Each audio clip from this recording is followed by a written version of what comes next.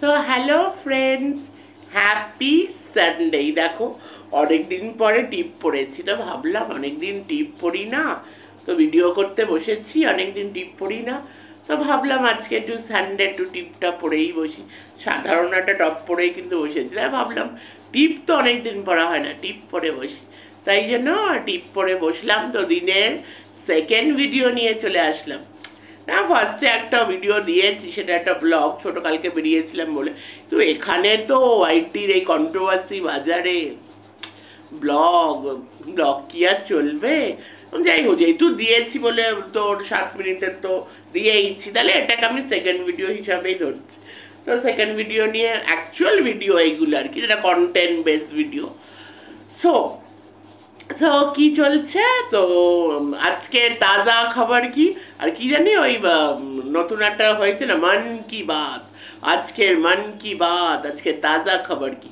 আজকে তাজা খবর হলো এটাই, উল্লাস অ্যান্ড কর্মফল। উল্লাস প্লাস কর্মফল দুটো ইজিক্যাল টু কর্মা। আমি এটা বানালাম আর কি। যাই হোক, তো উল্লাস উল্লাস করা কি ভালো না খারাপ? দেখো, এমনি উল্লাস করে থাকাটাও ভালো আর কি, এটা একটা পজিটিভ বার্তা।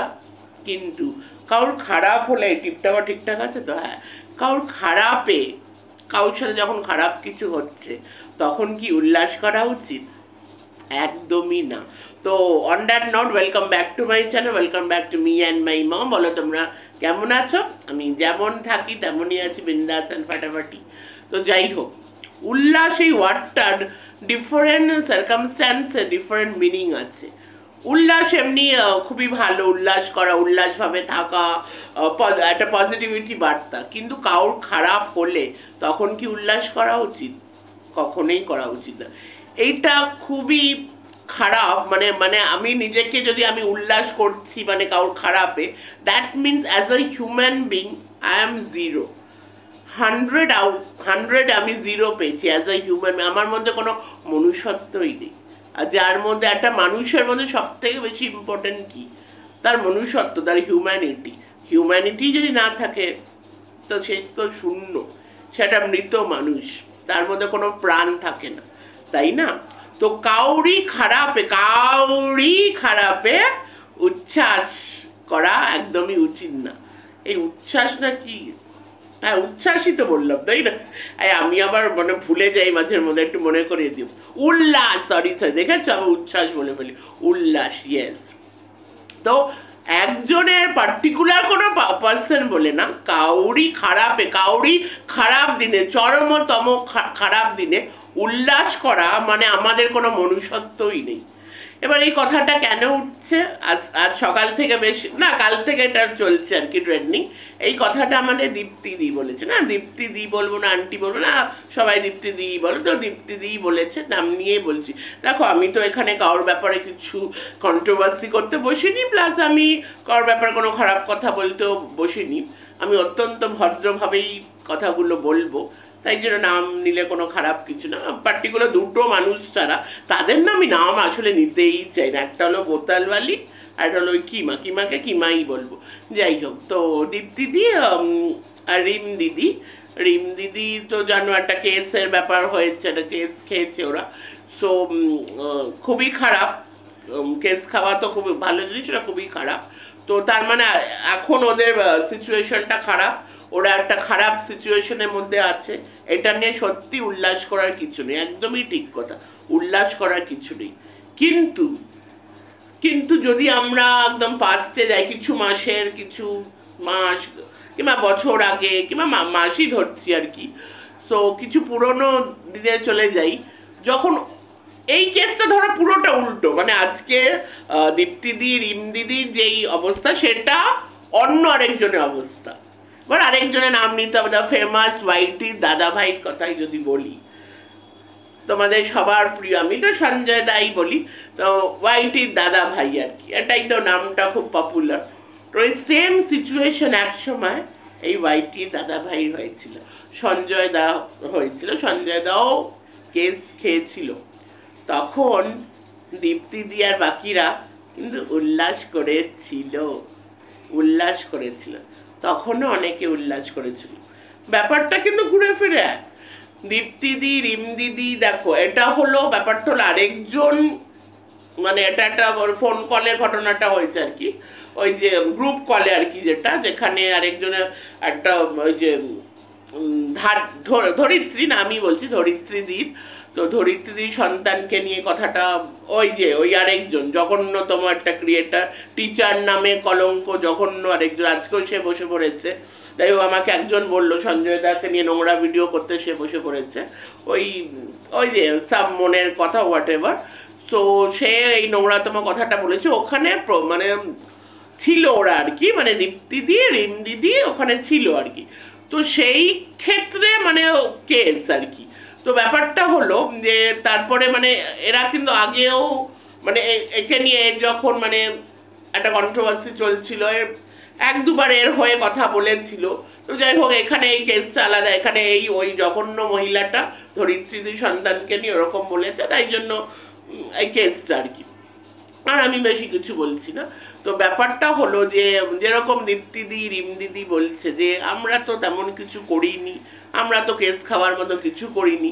তো আজকে সকালে সঞ্জয় দার ভিডিওটাও আমি দেখেছি, সঞ্জয় দাও কিন্তু এটা বললো যে একসময় আমার উপরেও কেস হয়েছিল, আমিও এমন কি করেছিলাম কেস খাওয়া, মানে কেস মানে আমি বুঝতে পারি না ওয়াইটিতে আমরা এখানে মানে এখানে কাজ করতে এসেছি, ক্রিয়েটিভিটি দেখাতে এসেছি নাকি কেস খেতে এসেছি এখানে। মানে এই যে কেসের যে ব্যাপারটা প্রচণ্ড মানে মানে হাস্যকর লাগে, কেসের কেস কেস কেস, মানে এমন আমরা করবোই কেন যে আমরা কেস খাবো?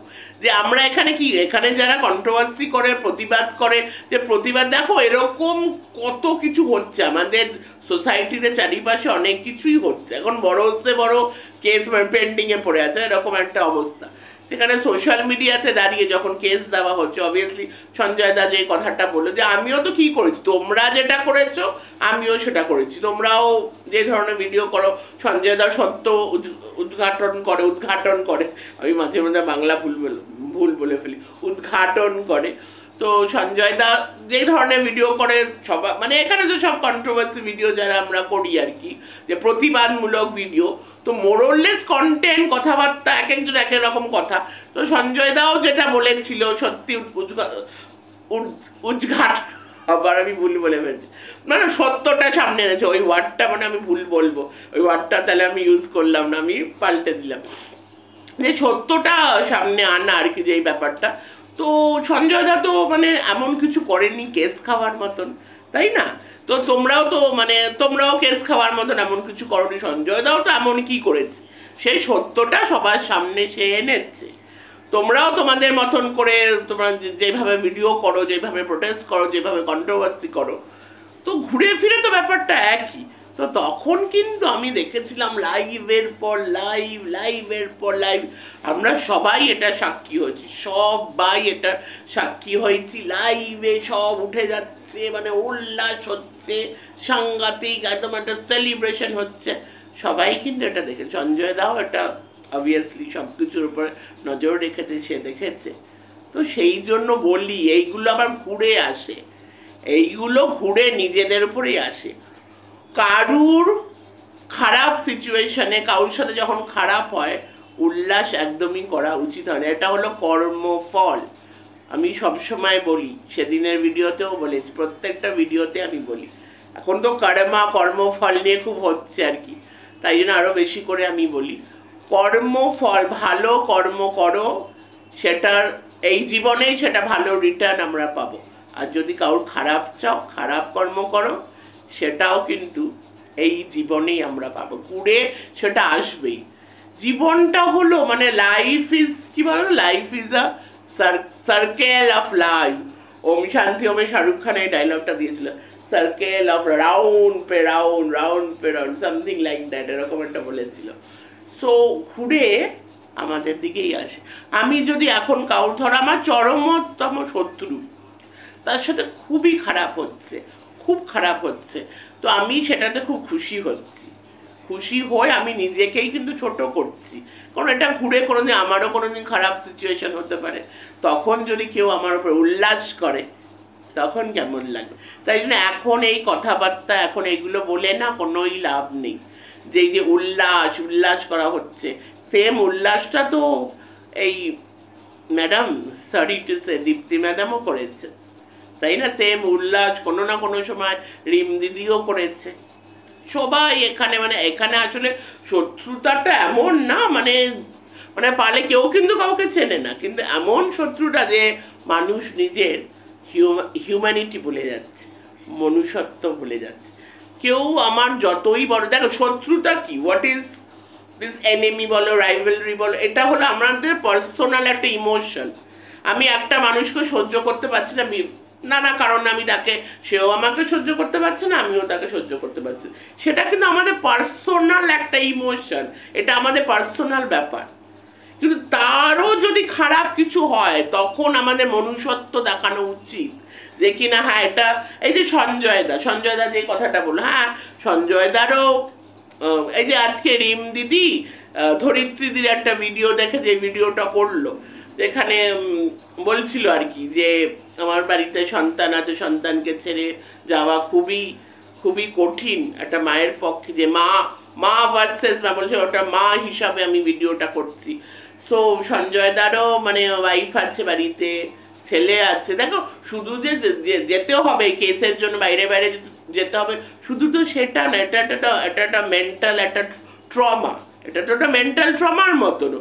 আর এটা ইম্প্যাক্ট কিন্তু বাচ্চার ওপর পড়বে, সঞ্জয় দার বাচ্চার ওপরে, যে বাবা যাচ্ছে কোথায় যাচ্ছে, নিশ্চয়ই তখন সেই সময় এফেক্ট নিশ্চয়। জানি না আমি সঞ্জয় দা কীভাবে ব্যাপারটা হ্যান্ডেল করেছে, ওয়াইফকে কীভাবে প্রেজেন্ট করেছে বা সন্তানকে কীভাবে হ্যান্ডেল করেছে, সেটা অত ডিটেলস আমি জানি, কিন্তু এটার এফেক্ট কিন্তু ওই সন্তানটা, এই সন্তানটা একদম ছোট শিশু, তারা হয়তো অত বুঝতে পারে না, একটু বড় হলেও তো তাদের মানে আজকালের বাচ্চারা সব কিছুই বোঝে। এটা শুধু যে আমাদের বাইরে যেতে হবে সেটা কিন্তু না, এটা হলো একটা মেন্টাল একটা ট্রমাও তো হয়। তখনও যদি কেউ উল্লাস করে সেটা তো আবার ঘুরে আসে না। তাই জন্য কর্মফল সবার মনে রাখা উচিত, এই বলে আমি ভিডিওটা এন্ড করব। যে কর্মাটা সবাই এই জীবনে সবার কর্মফল পাবে। ভালো কাজ করলেও সেই ফলটা পাবে, আর খারাপ কাজ করলে তো অবভিয়াসলি এই জীবনেই দেখে যেতে হবে। বলবো এইসব করে কোনো লাভ নেই, সবাই ভালো পথে থাকো, সৎ পথে থাকো। দেখো সৎ পথে আবার সেই শাহরুখ খানের ডায়লগটা দিয়েই সব কিছু, মানে শাহরুখ খানের তো এপিক সব films. And by the way Shahrukh Khan won the national award, congrats. মানে আমরা যারা ভালোবাসার মানুষ, এটা একটা সাংঘাতিক একটা অনার, একটা প্রাইজ আমাদের। তো শাহরুখ খানের DDLJ এটার সাথে খুব মানে মানানসই হবে। डायलॉग दिए मैं एंड करबो। जिंदगी में दो रास्ते होते हैं, एक है सही रास्ता जो होता है ना, उसमें शुरुआत में बहुत मुश्किल आती है, बहुत कठिनाई आती है, लेकिन अंत में जीत हमारी होती है।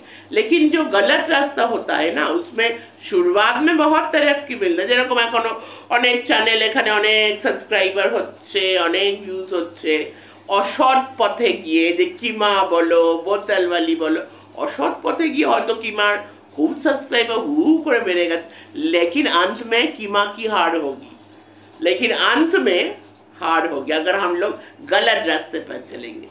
तो ऑन दैट नोट ভিডিওটা এখানে এন্ড করলাম। Bye, take care, love you all. আবার নেক্সট ভিডিওতে আবার দেখা হবে, টাটা। এটা আমি র ভিডিওই ছাড়ি, যখন আমি এই ধরনের ভিডিও করি একদম র ভিডিওই আমি ছাড়ি, এডিটিং করি না আমি। চলো টাটা।